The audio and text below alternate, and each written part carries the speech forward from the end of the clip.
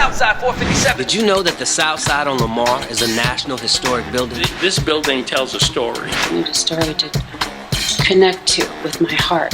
There are so many stories in this building. I wanted to teach other people how to naturally love themselves, and so I ventured into the field of opening my own spot. There are people in this building with a passion to share what they know.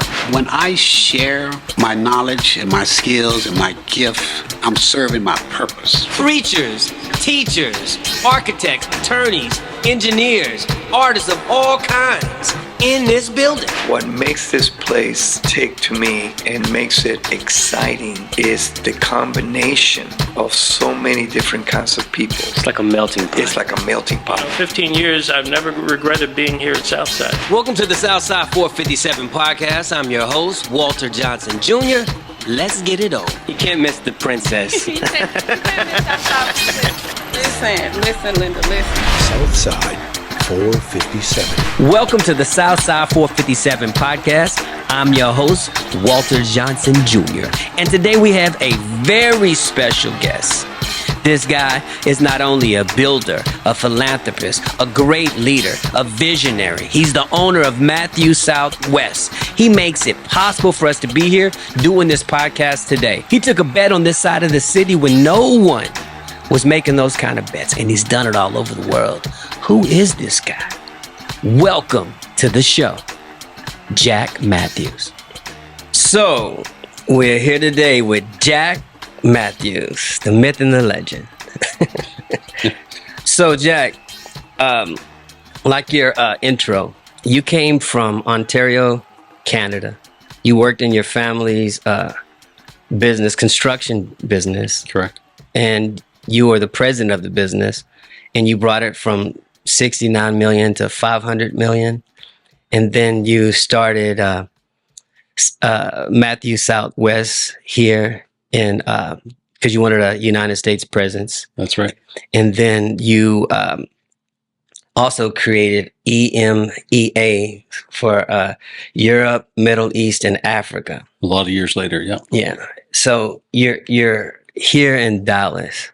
So can you just tell us a little bit about Jack Matthews and just that journey?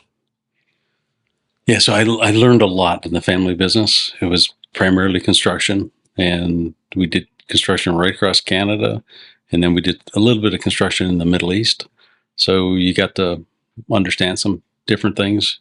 We tried to do things in the U.S., and it didn't really come together as a construction company. So in 91, I left the family business. I got into the airport business. And I left that out. That's all right.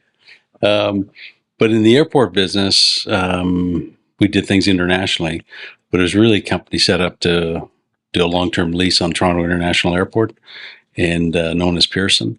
And so we were successful in putting that together. But, I'm 30 years old, give or take, and I'm the head of a company that's taken over the country's biggest airport. Yeah. And I didn't realize I was that age at the time. Yeah. So some people had a problem with that. Some people had a problem with politics, etc.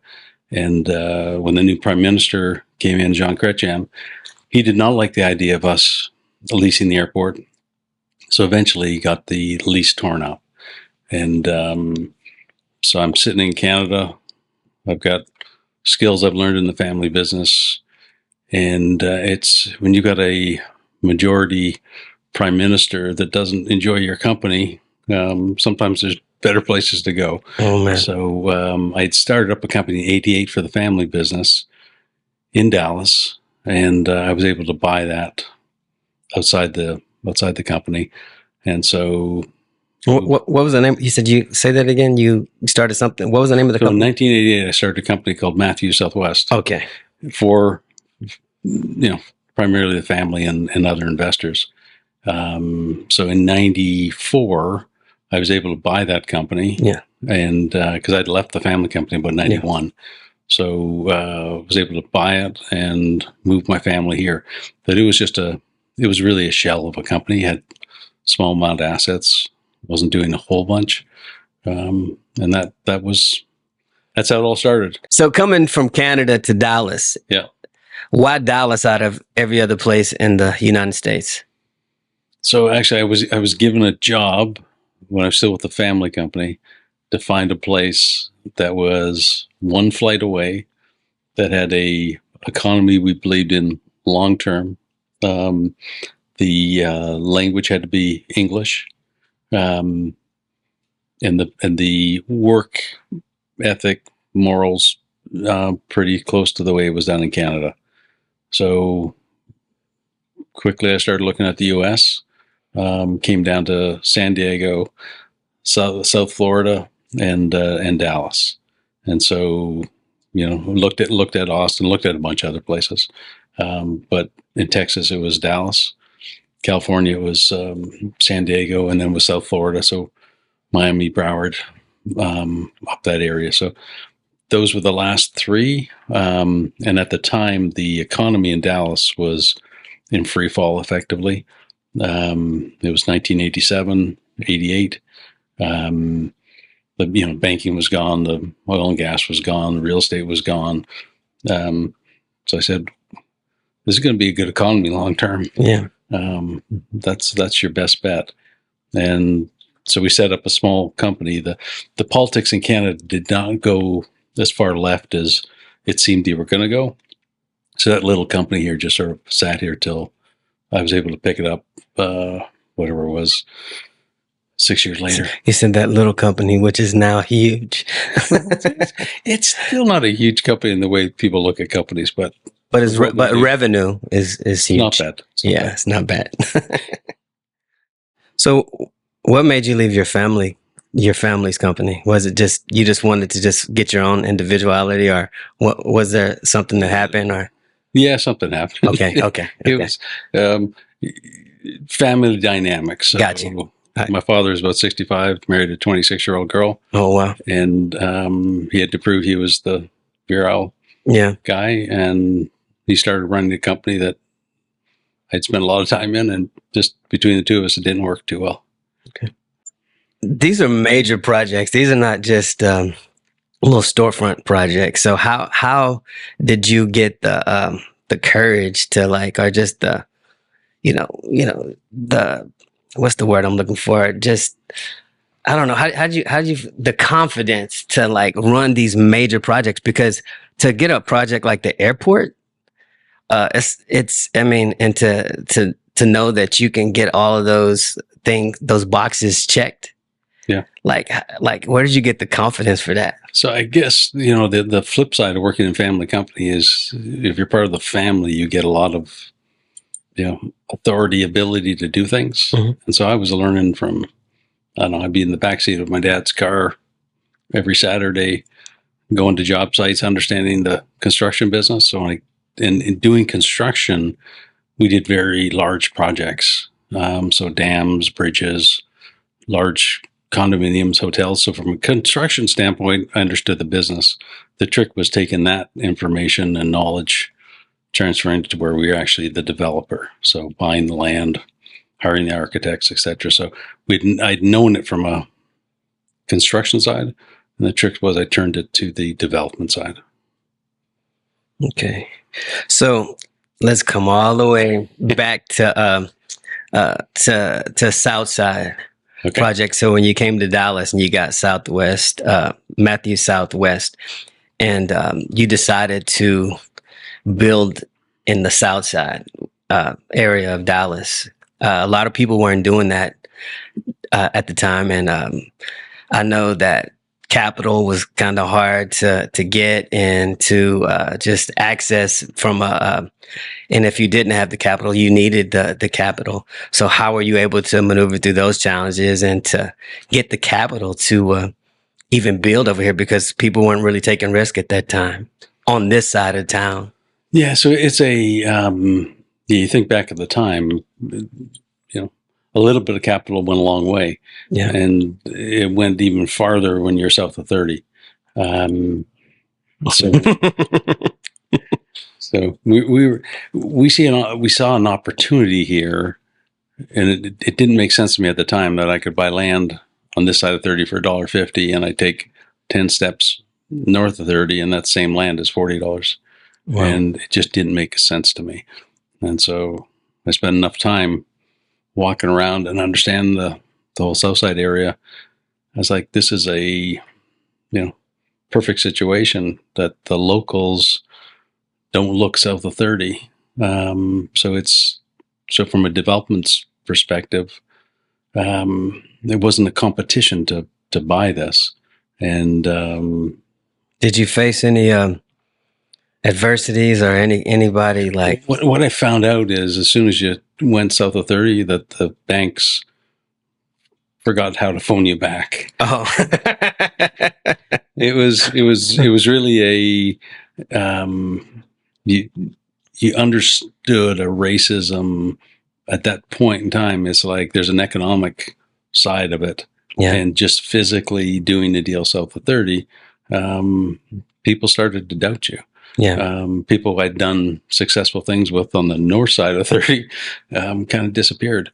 So the Canadian investors really showed up, and we did the first part all equity, and then we did a HUD loan, et cetera, and so it was a lot of eyes open up when you and politically as well. People don't, if you say you're going to do something south of 30, they didn't really believe you the same way they believed you said you're going to do something north of 30. It was very stark. So how did you get past all of that and keep moving? Because I know there was a lot of that to get past. There was a lot of that. How long did it take you to get past it before you were able to break ground to start the construction and to get the money you needed to? It was pretty quick. It was about 18 months. Okay. I guess that's quick. Well, in our world, that's really quick. Yeah. In a lot of other people's world, that's a long time. Yeah. But I tell you, if HUD wasn't involved, it would have been near impossible. If we didn't have equity from a place that didn't understand South Dallas, it could have been rougher. It would have been a lot longer. So those things started to come together. But it's I don't know if I answered your question. Well, that's good enough, I guess. No, but so why this building on the south side? Why not just new construction and So a friend phoned me and he said, "Jack, you got to look at this building." And he harassed me a little bit to, because I'm running, do whatever I'm doing at the time. And I came and looked at the building and I was like, wow, this is like, you got a city that's here. It's completely empty. The first two floors of all the buildings here were completely rocked in. They had an unbelievably secure entrance on Lamar Street. Mm-hmm. And I was like, so I looked at what's now the Canvas Hotel, and I, like, within me being here 20 minutes, I said, okay, that's the hotel, and here's some office and residential. Yeah. And so you had the vision, yeah. Immediately. Yeah. It was almost to a fault. So we just pushed that we could get the pieces to come together. So you know what? Before we get past that, I want you to address some specific challenges as much as you feel comfortable with, like some of the hurdles that people just don't realize that exist trying to get this kind of project done over here on this side. I think people need to really understand, instead of just using the word challenges, I think they need some specifics. If you don't mind, some of the things that people wouldn't even think that they would do or is possible to do or to somebody that's trying to get this kind of project done. You can bring up anything you want, whether it's leasing, whether it's construction companies, architects working for you. There's a challenge to get each one of those guys to know you're serious. Yeah. I had a banking relationship had done quite well, and the guy shows up. I'm waiting outside to meet him, and he rolls down the window. He said, "Hey, Jack, I made a mistake here. I'm double booked. I can't see this right now." Right. In other words, I just figured out I'm in South Dallas. And I don't want to be here anymore. Yeah. And he's gone. So just getting, you talk to architects like doing stuff all over the place, but they were wondering, is Jack really going to pay me? Is this really going to happen? Do I want to do any spec work early? Probably not. Because you're the new guy on the block, right? Like, 100% the new guy. Yeah, 100%. It was, I could do a whole bunch of stuff and no one noticed. Yeah. And, which is now sometimes I don't do anything and everyone notices I'm doing something I'm not even doing. So it's been the transition.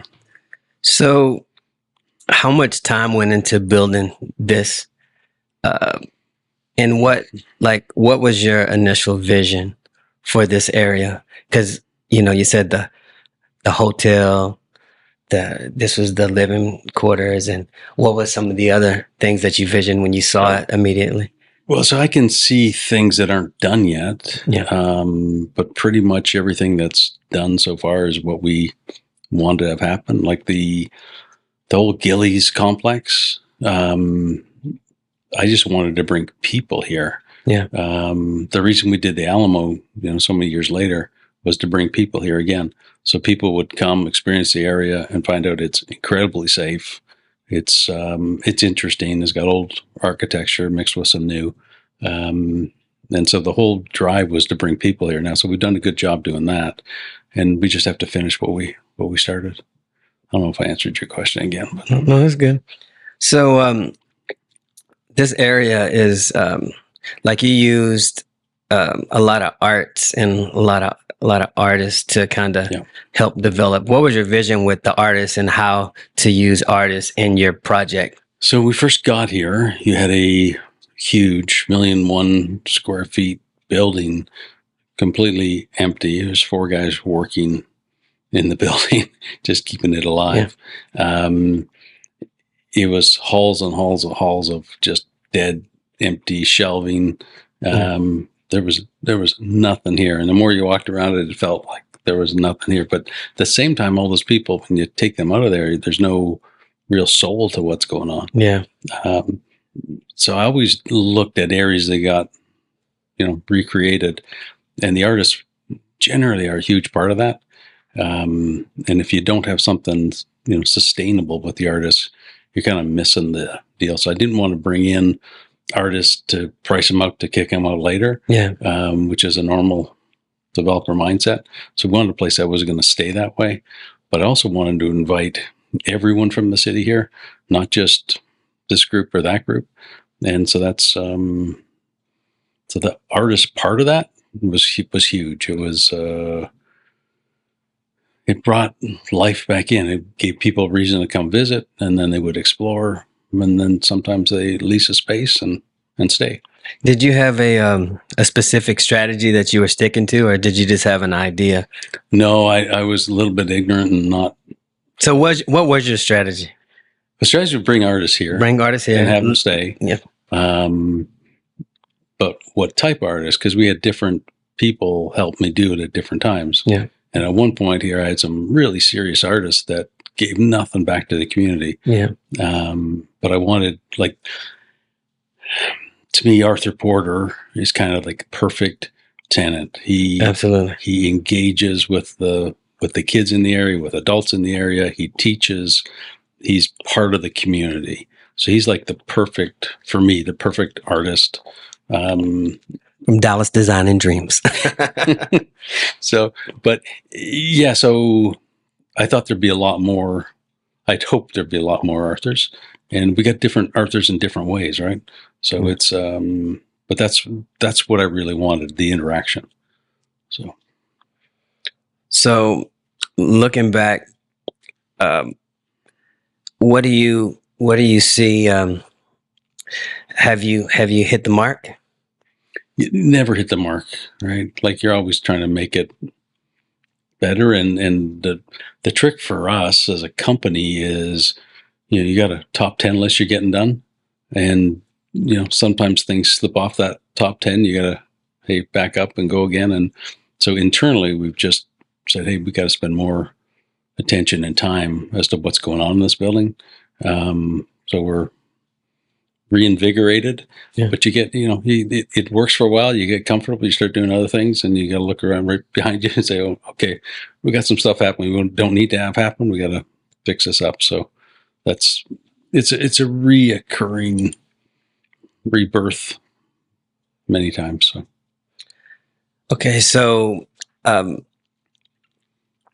can I say this? They were building the train. Yes. So was that a part of your vision too? Is to get the? I'd love to have the high speed rail from Houston to Dallas, and it's a very large, very complicated deal, and it's some pieces look like they're coming together right now. Was it another vision? Yeah, but I wanted it to end in South Dallas, but I also wanted to be close to downtown, so that the station is picked for a really good reason there. So it'll work with downtown, but it drops year one, 10 million people, 400 at a time into this area.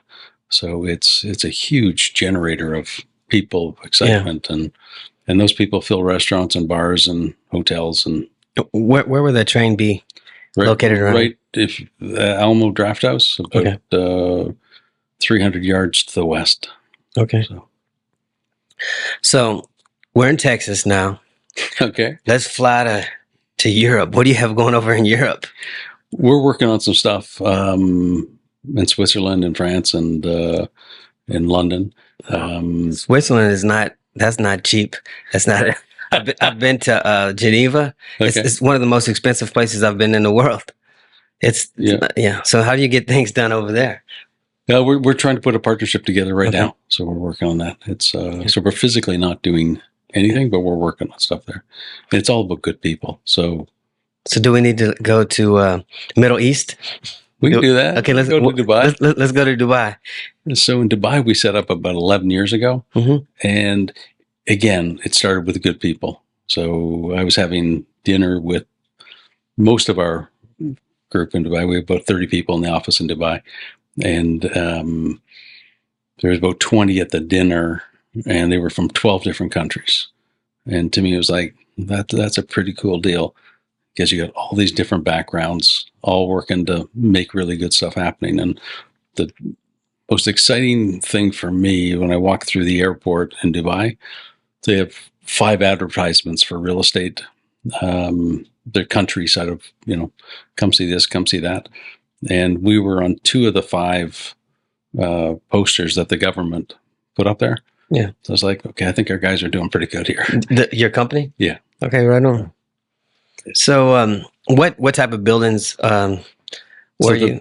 The most interesting building I think you'll see is Museum of the Future. Museum of the Future. Yeah. In Canadian terms, I'd say it's Center Ice. Center Ice. Or in U.S. terms, Texas terms, it's a 50-yard line. 50-yard line. Yeah. So, but that building really, it's completely different than anything else you'll see, and it's economically, it makes a lot of sense and it works. It's the number 1 tourist place in Dubai now, so it's rarely people go to Dubai and not see it. So, are you constantly building in Dubai? Yeah, we're working on a number of different deals there. They all can't be that exciting, but number of different deals. So Africa.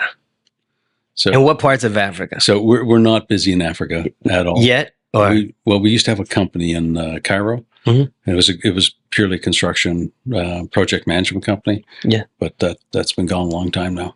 So you're not doing anything, but do you have any plans to? If it was right, but it's all about if we start with the right people. Gotcha. And so we're always interested, but if we don't have the right people, then you can't execute properly. You can't execute properly. It's what are you doing there? Gotcha. So okay, let's fly to Ontario. Back to Ontario. Okay. So is that where your family? That's where your family is now. I've got 5 sisters, and they're all in Toronto. And what about your sons? And you have a daughter, your son and daughter, right? I've got 3 daughters and a son. 3 daughters.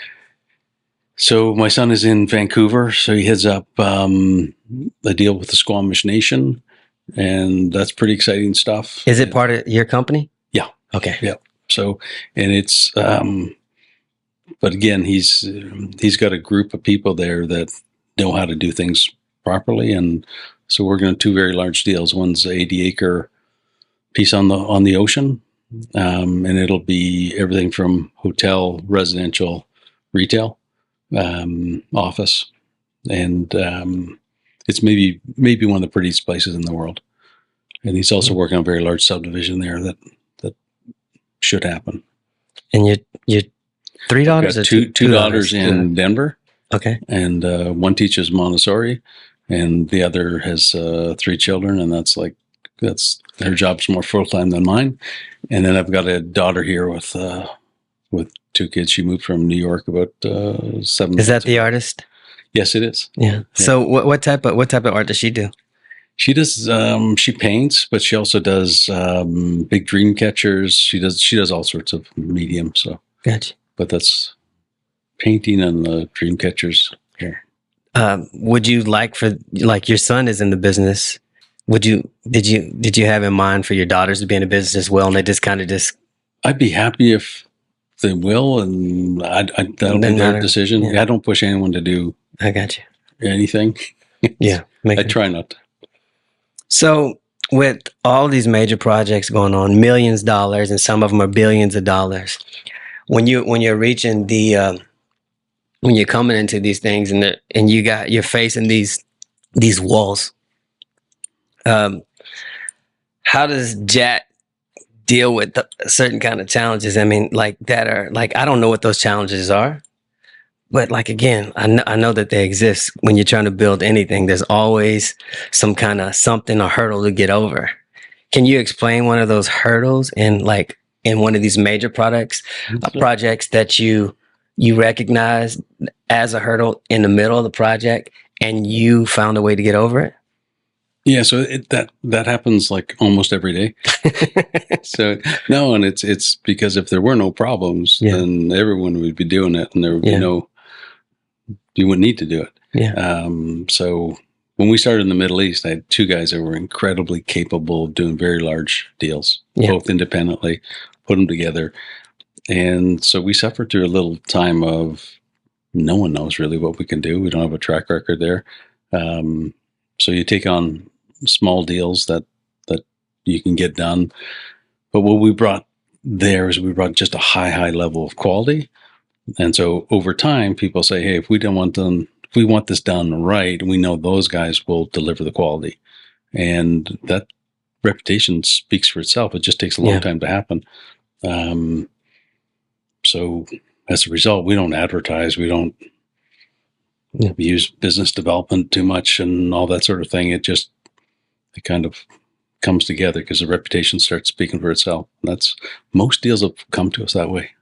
So what was the hurdle exactly, and how did you get over it? There it was just getting accepted to do things. Gotcha. And but it's not unlike when we started in British Columbia. It was getting people to believe, hey, you'd do what you said you'd do. You'd be able to deliver. You could find the funds to make it happen. Because here in Texas, a lot of people tell you a lot of things they're going to do, and sometimes they do. Right. And we didn't want that reputation. Whether if we're saying we're going to do it, we'll do it. So we don't like to announce anything till we have it all put together.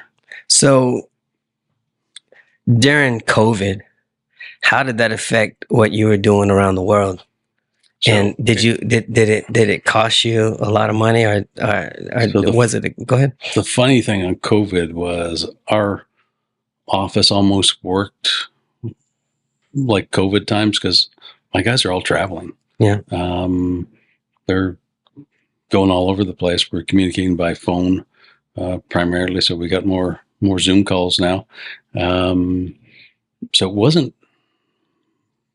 My big trick was to get my guys to stop traveling. But for a communication point of view, the only place that really affected us was with new people coming in, that they didn't get to understand the culture.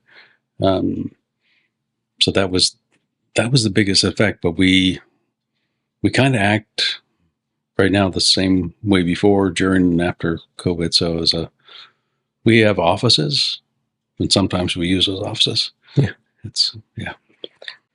What made you sensitive to diversity and inclusion before it was a thing?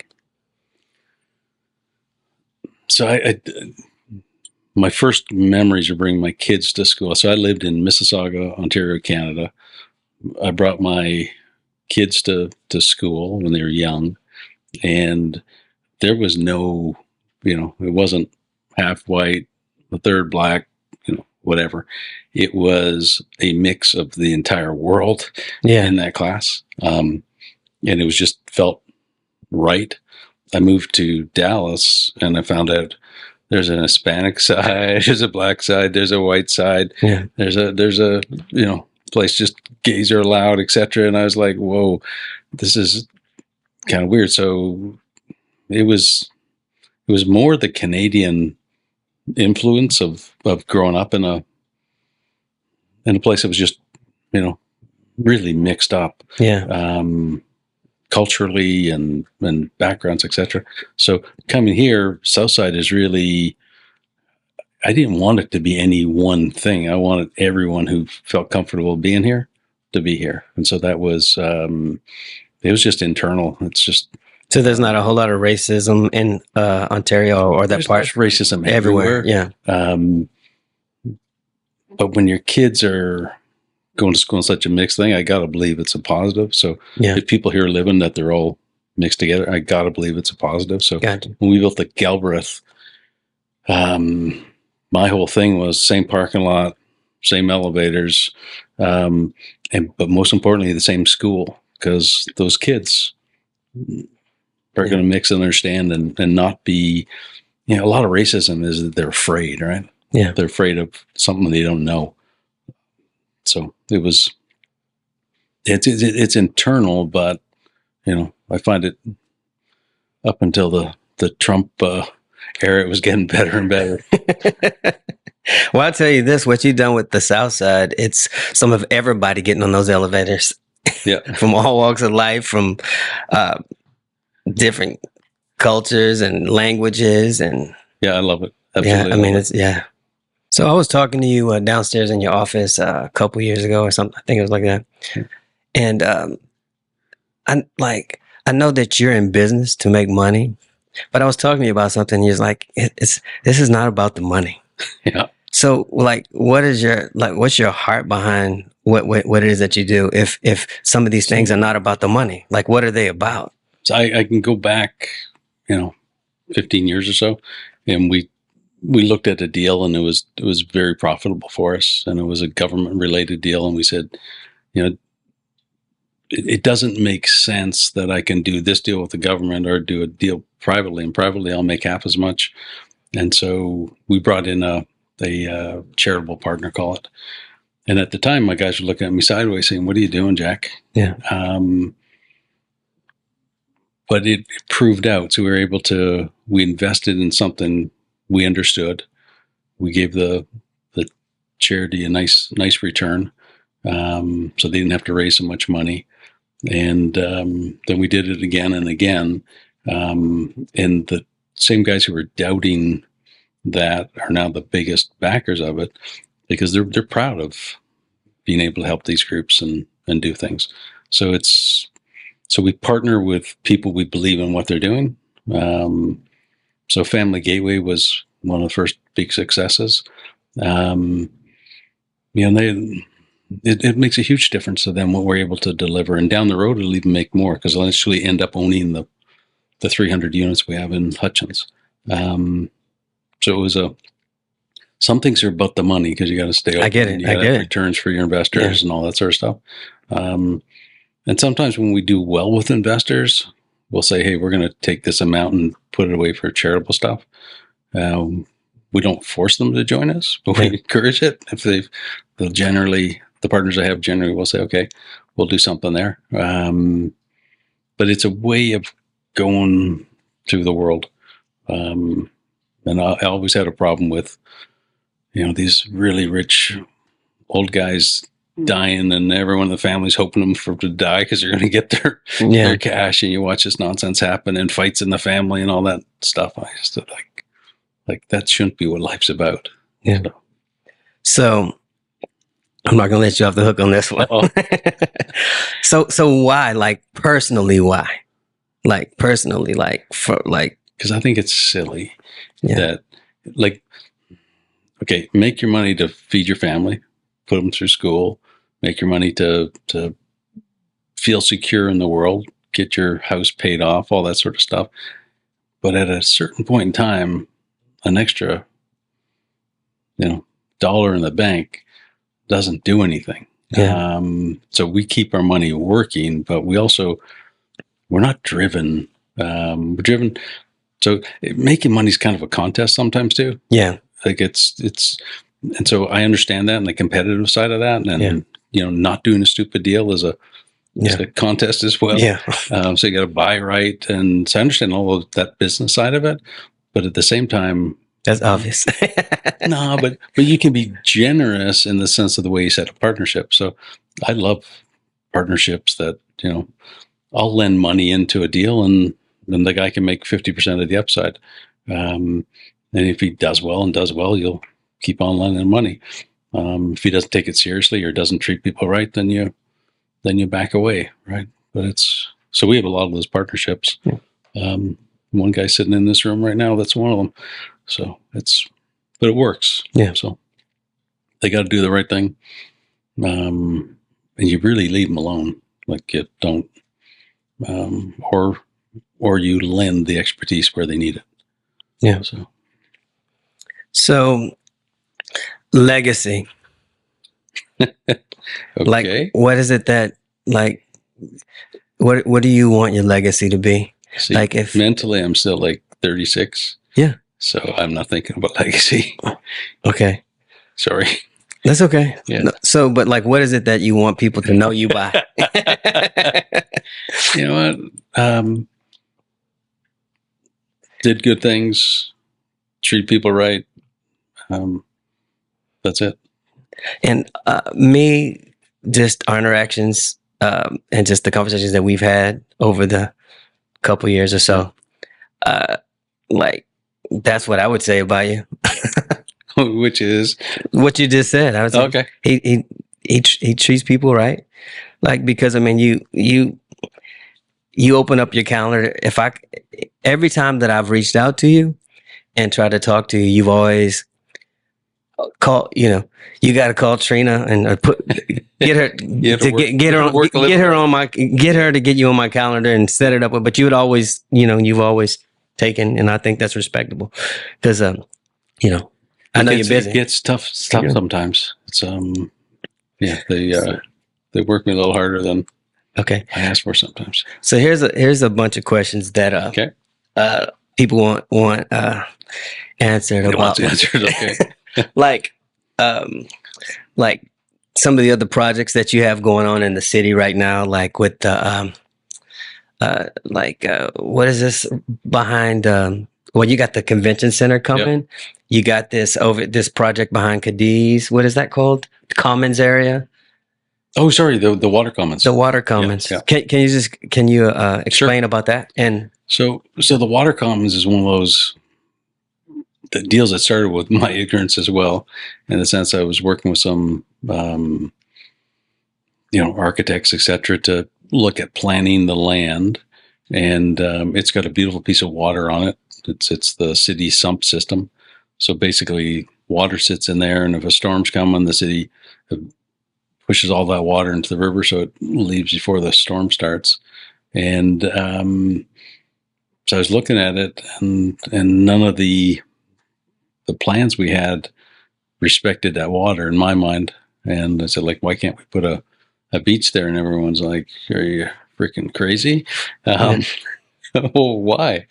Well, Jack, that's dirty water. So why is it dirty water? Well, this is where it comes. It comes from the runoff from all the roads, and it empties in there, and it's filled with all the stuff that's on the roads, the leaking cars and antifreeze and oil and whatever else you want, worn tire pieces, and it's just not good water. Yeah. So I said, well, why does it have to be that way? So we started looking into it, and we figured out a way to clean the water as it came to the site, so you could actually, be involved with the water. Yeah. So the whole idea there was, as I said, it came out of my stupidity or whatever. But it was like that water should be clean. Like people should be able to enjoy that water. So that's where it came from. And So what's the process? Go ahead. So 10 years later, maybe 11, we're on the cusp of actually starting that. But I wanted it to be a kind of a community project, but really it's council government's been helpful. The city's been very helpful. We've been helpful, hopefully. So, but I think we can finally get it started to demonstrate. So it's as much education as it is real. And so kids at the end of the day will come understand how the water gets cleaned, how it goes through a system through the plants, etc., recirculates. And the plants do most of the work of cleaning the. So you're going to build water. some plants down there, or No, they'll be like actual growing plants, like plants. flowers. Oh, wow. And stuff. Yeah, there's a tank. Everything drops in, so you drop the heavy metals and stuff. But then it flows through then the plants naturally clean the water. So at the end of the day, you can hopefully go swimming in there. Is it a certain kind of plants? Yeah, absolutely. Okay. So it's What kind of plants? I'm just curious. Smarter people than me got to. Oh, right. Okay. So you're going to build. It's going to a beach and kind of a. It'll be more of an area that you'll walk into. It's got lots of tree cover, and we've got the old natural trees. It was the original Trinity River. Gotcha. Went through there, and so you got all these big old trees, etc., that sit on the banks. But that river, used to flood all the time, and so when they built the levees, that river emptied out, became part of the sump system. So now we're just going to use that area to create it's effectively a park that's cleaning water, and so it'll be education, but it'll also be a really quiet place to go sit under the trees and read a book. Or probably people are going to be on their phones more than books, but Phones more. Yeah, that's true. So, all of this somehow is going to we're going to have trails up coming this way, and how is it all going to connect? Yeah, piece by piece it connects. Gotcha. So that area of the waters, it's going to be like 400, 500 feet away from the convention center, from the corner of it. So it looks today like it's in the middle of nowhere. It could have high speed rail going right beside it. It could be in the middle of all the action, and so it's sort of like the artist deal where you bring the artists and make sure they get places to stay here. Yeah. At Southside, the same thing there. We're going to create something that doesn't, because an accountant looking at this will say, "You're crazy. You're going to use up all that land, Yeah. and it's not going to produce anything." Well, Yeah. It produces a lot. It's just not the economic way most people look at it. So speaking of the convention center, Okay. when you start that project, and what's the Length of the project? So we've really already started it. You start. We started last September, getting it organized. Now we're bringing team members, finish it up, building the team. So with the architects and the pre-construction piece, and we'll get the design finalized. And but the utilities are already being, worked at. But the real construction will start sometime next year. It'll take about 4 years to build. Do you find it easier working with the city now that you've kind of proven yourself and kind of, because you've kind of helped shape Dallas, especially this part of Dallas in a way, and you give people a different kind of mindset to look at things and what things could be. So when you speak, you speak from experience. So people, do they listen? Yeah, a lot of people do, and yeah. Some choose not to, and then for good reason sometimes. So it's part of a process, right? Yeah. So if you can't explain to them why you feel strongly about something, then you're failing at a certain level. And part of the city's job is to doubt everybody. They've been let down a lot. Yeah. So we work hard at working with them to understand what they need, what the community needs, and trying to put it together. So the convention center, north of 30. Yeah. Are we gonna somehow? Are you guys gonna somehow? Like I said, we like. All right. I'm good with we. So are we gonna be able to just? Is that gonna be opened up? Is this still gonna be like that wall that separates us from? So Yeah. when we did the groundbreaking for it, I said that I was most proud that because my back was to 30. I said we're going to cover a lot of the moat. Yeah. Okay, and we're going to take down this wall. Right on. Because the castle, call it, in the moat. So it is going to be totally open to coming south, and there's a group of community leaders in South Dallas that are looking hard at how we make the economic connection. It's great if you just open up the street, but you got to make that economic connection, and so we're working at how to do what the right ways to do it. We're working extremely hard on that. I've always said from the beginning, it's nice you're doing some big fancy building, but the visitor comes to Dallas, what's the experience when he walks out the door? And it's got to be good in all direction. So, have you ever had a mentor, or do you have a mentor? I guess I've had different mentors over the years. So there's a wrestling coach I had, and Brian Jordan was his name, and he taught me a lot how to treat people, which has sort of stuck with me. But I've had different mentors at different time but not a one-time. I understand. So you got people that you just call for different things and just kind of. People think about things differently than me that sometimes can help me. Yeah. So I picked up a lot from a lot of different people. But I'd say if I was going to say one mentor, it would be the wrestling coach. The wrestling coach. It was. You're a wrestler? A little out of my weight class now, but yeah, that's in my blood. But yeah, it wasn't the wrestling stuff he taught me. It was I get it. I get it. So, 30 years. 30 years here in Dallas. 30 years here in Dallas. And there's this big 30-year highlight on Jack Matthews and Matthews Southwest. How do you feel about that? Did it? How? So did it seem like the time went by fast? It's not my nature, okay, to celebrate stuff. Yeah. But I've got a group of young guys in the and they know how to do it in the company. No, they just we learned some things. We hide our light under a barrel. That's kind of part of our strategy, right? Hide our light under a barrel. And they want to lift up the barrel a little more than I'm comfortable with. But so I got to let them take the direction at some point in time. So, can you share some of the things that you've learned? I've learned on which? You said that you've learned some things. Do you have like 3 things that you've learned? I've learned lots. So 3 things. That's a tough one. I can tell you rules we follow, which means we've learned something for those rules. So we always invest in our own deals.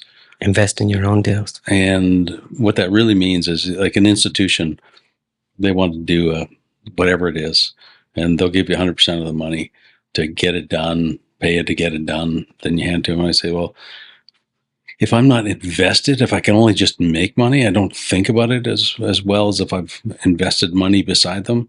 So we like to invest into the deals, beside the deals, which forces us to do our best job, right? Because you're doing your best job when you're protecting something or trying to make it grow. So it's that's one. We treat other people's money the same as ours.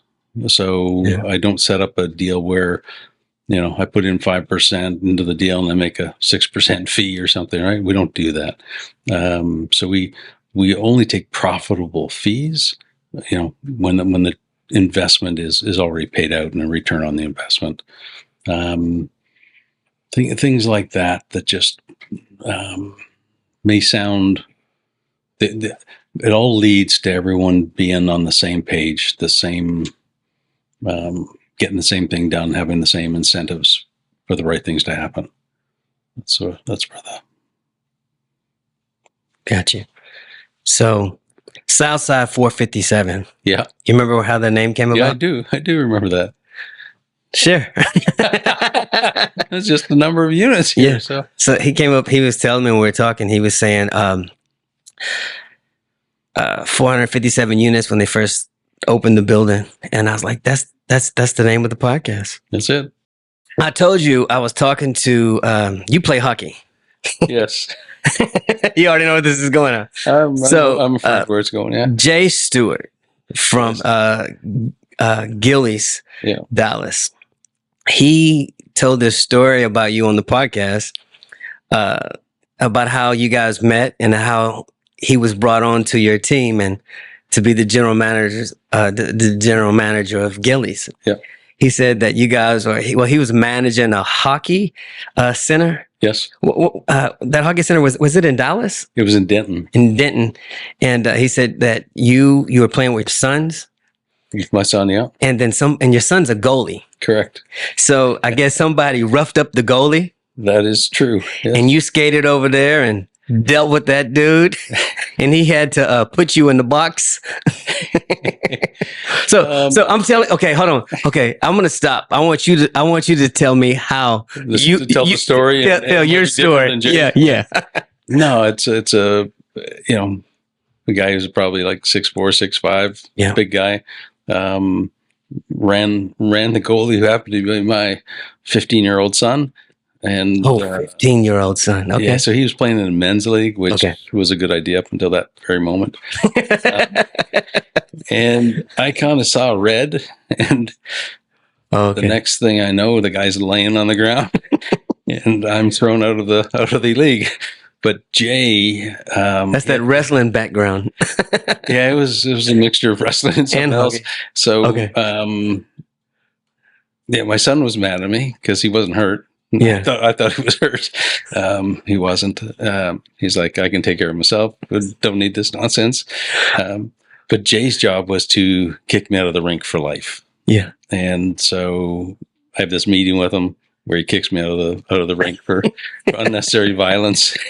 And I phoned up Christian Teleke after, and I said, I'm on the way. I said, we got to hire this guy.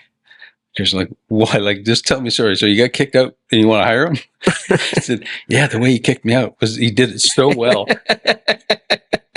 So I was like, so we hired him. So how did he kick you out? He didn't tell me that. Like, so He was just like, there's a way to kick people out. Yeah. You leave mad and everyone's upset. Yeah. And he was just so well prepared. He had what he had to do and he did it. And I respected the way he did it. yeah, Yeah. So that's awesome. So I just saw something in him that's proved out many times over now. and he's been with Gillies now for like almost 20 years now. Yeah. That's an awesome story. Yeah. So, Colorblind Jack. So, how'd you get that name? I have no idea. But I actually don't ever want to judge anyone on their color of their skin. Yeah. It's like, it's as silly as, I have 3 daughters. So if they ever brought up that they liked a guy because he was tall, I'd be like, what is that about? Yeah. Like that's got zero to do with the human. I tell people that all the time. So, but it's I don't like if they judge it if you're bald. So, Yeah. but it's, so it's way going through life. So good, bad, ugly. I don't, So, Inspire Dallas. What's going on with Inspire Dallas and what's your part and role in it? So Inspire Dallas it's run by, effectively controlled through Matthew Southwest, but we have, I believe it's around 52% minority. So I'm going to say participation, but I really hate that word. So to me, I'm going to back off of that story a little bit. So to me, the world works right when everyone's got the same chance of making money and going through the world, because you don't get real equity, I'll call it, without real equity. And what I mean, if you don't have the money to do things, you don't have the power to get things done. So if at some point in time you don't figure out it's great to be diverse, it's great to be included in something, but if that equity side isn't done, you're not helping the next generation. And so it's and that deal will address some of those things. So all the groups involved, they all have a job to do. It's a serious job. They have to be good at doing it. And they should create more than just, a check for participating, because participation gets you through that year. It doesn't help you with the next year. You can't. So what's the goal of Inspire Dallas? Oh, it's to complete the convention center, on time, under budget, better than anyone ever dreamed of. Yeah. But at the same time, money will be in people's pockets around the city that they can do the next deal with. Gotcha. And we never talked about when the convention center, the new convention center, when the construction will be complete or estimated. So it's hoped to be completed in 29, but okay, I don't want to put a date on that. I understand. We're not quite there yet. Because we talked about those hurdles. That's right. Yeah, okay. Exactly. So anything that I didn't ask that you want to share, that what's something, well, I'll say this, and then you can answer that question. What's something that people don't know about you? A lot of people don't know I'm dyslexic, but I think that's a kind of it's been a really positive thing for me. It did not help with grammar and getting through school. It was not a helpful thing, but it allows me to look at things a little different. Yeah. So it's been helpful to me, but sometimes people think if you're dyslexic, you got some problem you can't address properly. And it's, if you think something's going to be a problem, good news for me growing up, I didn't know I was dyslexic. Yeah. They didn't know how to, so when did you find out you were dyslexic? After I finished university. Oh, wow. Wow. Yeah. It was, I had an economics professor in university, first year university, pick up my paper, but I didn't know it was my paper. And he's waving around the class, about 200 people, saying how bad the public school system is, and that these people that write papers like this shouldn't be able to get to university. And I'm seeing this thing waving around and going, I think that's my paper. Oh, man. He had a real problem because, I was printing, I couldn't write. And so that was welcome to that. So thank you for being on the show, and thank you for allowing me to even do this podcast. No, I'm happy to be here. And so what's the future? Like, what can we expect? What can we expect in southern part of Dallas and the future of? I know you got the Southside studios coming. You have the convention center on that side. How do they all marry together? And what's the vision for this whole Southside? So I used to say if we had a parking problem, we're doing well. Mm-hmm. So some days we have a parking problem here. Yeah. I say if we're busier at night than we are during the day, that's a huge success, and that's very true. The last 15 years, give or take. So now it is, how do we finish the street properly? So when people come into this area, how is there commerce on both sides of Lamar, on Austin Street? Gotcha. And we got to complete that properly so we can keep on going south. And that's the trick. So it's how to bring people from downtown here, and a long time ago, I had people say in the city, "Hey, that's no longer South Dallas." That's and I'd like, no, it's South Dallas. And a lot of people say that's not South Dallas, but I'm like, no, it's South Dallas. Yeah, absolutely is, and they think that's a good thing if they don't call you South Dallas. And I'm like, no, I want to be called South Dallas because that can continue, and so it's got to be part of South Dallas. It's what it is. So don't take that away from South Dallas. Yeah. It's a beginning. It really is. It's just a beginning here. And that Southside studio, that's a major project that's coming up with that. That's hundreds of millions of dollars for that studio. Yeah, people don't understand the change that's going to happen there, and the influx of people that are going to come visit here, and it is getting booked up very quickly, and people really have no idea what's going on. Yeah, but it's very exciting, and I think it's going to lead to many other things. What's going on? Well, it's not really my story to tell in a lot of ways, but you should interview those guys. Okay. So Stephen Demler's a guy you should set it up to. So, all right, I'll call Trina.